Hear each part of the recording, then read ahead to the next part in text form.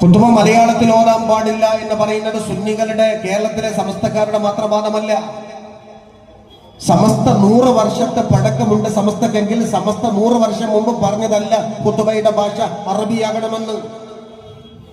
ചരിത്രപരമായി നമ്മൾ പറയുമ്പോൾ ബഹുമാനപ്പെട്ട ഖാദി മുഹമ്മദ് ബിൻ അബ്ദുൽ അസീസ് റളിയല്ലാഹു അൻഹു 460 വർഷം മുമ്പ്, 4.5 നൂറ്റാണ്ട് മുമ്പ് നമ്മുടെ ഈ പള്ളികളിലെല്ലാം നടത്തിയ ഖുതുബ ഇന്നും കാണാൻ സാധിക്കുന്നത് അൽ ഖുതുബത്തുൽ ജിഹാദിയ എന്ന പേരിലാണ്.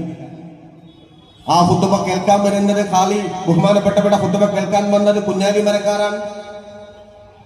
കുഞ്ഞാലി മരക്കാരായിരുന്നു ബഹുമാനപ്പെട്ട ഖാലി മുഹമ്മദ് ബിൻ റളിയല്ലാഹു അൻഹുവിന്റെ ഖുതുബയിൽ സ്ഥിരമായി കൊണ്ട് ജുമയിൽ പങ്കെടുക്കാറുണ്ടായിരുന്ന ഒരു ധീര യോദ്ധാവ്.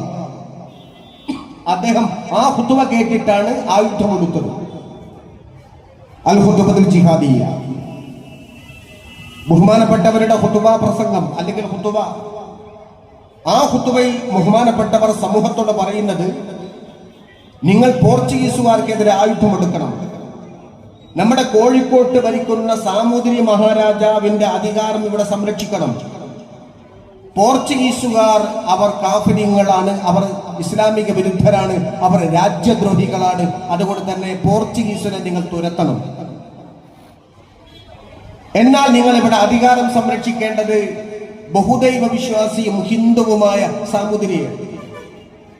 ബഹുദൈവ വിശ്വാസിയായ സാമൂതിരിയുടെ അധികാരം കോഴിക്കോട്ട് സ്ഥാപിക്കാൻ വേണ്ടി ആ ഭരണത്തിനെതിരെ കടന്നു വരുന്ന പോർച്ചുഗീസുകാർ എന്ന് പറയുന്നവർക്കെതിരെ ജിഹാദ് നടത്തണം എന്ന് മാപ്പിള പട്ടാളക്കാരോട് ഉപദേശിച്ചു കൊടുത്ത മഹാനായ പണ്ഡിതന്റെ പേരാണ് ഖാലി മുഹമ്മദ് ബിൻ അബ്ദുൽ അസീസ് എന്ന കോഴിക്കോട്ടുകാരൻ.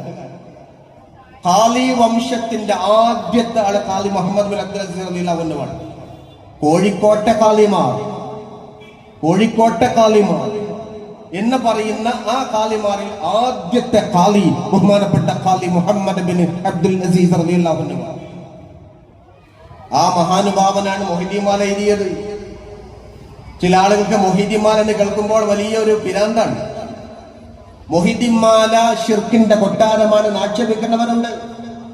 പക്ഷെ അതേ ഖാലി മുഹമ്മദ് ബിൻ അബ്ദുൽ റളിയല്ലാഹു അൻഹു എഴുതിയ ഫതുൽ മുബീന്റെ പരിഭാഷ ഇറക്കാൻ മുന്നോട്ട് വന്നവരാണ് ഇവർ.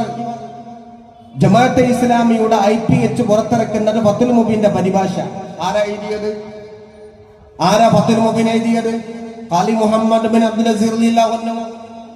അത് ശരിയാണെന്നും ആ പുസ്തകം ഇറക്കാമെന്നും ആ പുസ്തകം വായിക്കാമെന്നും അത് വിറ്റ് പണമുണ്ടാക്കാമെന്നും ജമാഅത്തെ ഇസ്ലാമിയും വഹാബിയും തീരുമാനിക്കുമ്പോൾ